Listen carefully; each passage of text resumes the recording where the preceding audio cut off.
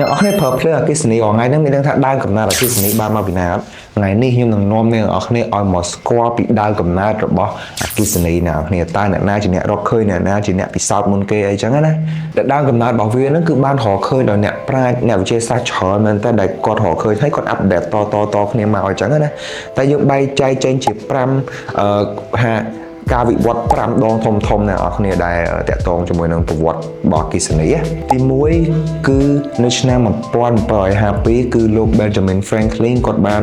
រកឃើញថាផ្នែកម៉ូតូឬក៏ផ្ទះបាញ់នៅលើមេឃយើងហ្នឹងគឺមានផ្ទុកចរន្តអគ្គិសនីហើយនៅឆ្នាំ1800គឺលោក Alexander Volta គាត់បានបង្កើតថ្មពិលជាលើកដំបូងហើយនៅឆ្នាំ1831គឺលោក Michael Faraday គាត់បានរកឃើញថារបៀបនៃការបង្កើតអគ្គិសនីដោយប្រើដែនម៉ាញ៉េទិកនេះគឺមានន័យថាដែកឆក់ហ្នឹងឯងអ្នកនរគ្នាហើយនៅដំណាក់កាលទី4នោះគឺនៅឆ្នាំ1879ដែលលោក Thomas Edison គាត់បានរកឃើញការបង្កើតពូលពងមាន់ពូល incandescent light ហ្នឹង light bulb ហ្នឹងគឺពូលហ្នឹងគឺវារៀងតាន់រៀងប្រើបានយូរអាយុកាយរៀងបានយូរជាងបើធៀបអាំពូលពីមុនមកអញ្ចឹងណាបន្តមកទៀតគឺនៅឆ្នាំ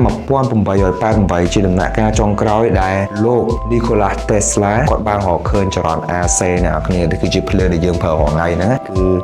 ចរន្ត AC គឺចរន្តឆ្លាស់ alternative current អញ្ចឹងនេះគឺជាដំណាក់កាលចុងក្រោយហើយបន្ទាប់ពីនោះមកគឺយើងចាប់ផ្ដើមប្រើចរន្ត AC ហ្នឹងប្រើភ្លើងប្រើអី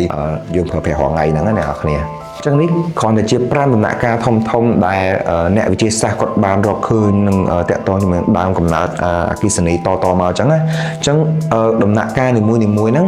ខ្ញុំនឹងធ្វើវីដេអូ detail និយាយពីដំណាក់កាលមួយថាគាត់រកឃើញបែបណាខ្លះហ្នឹងនៅវីដេអូក្រោយទៀតអញ្ចឹងអ្នកនរគ្នា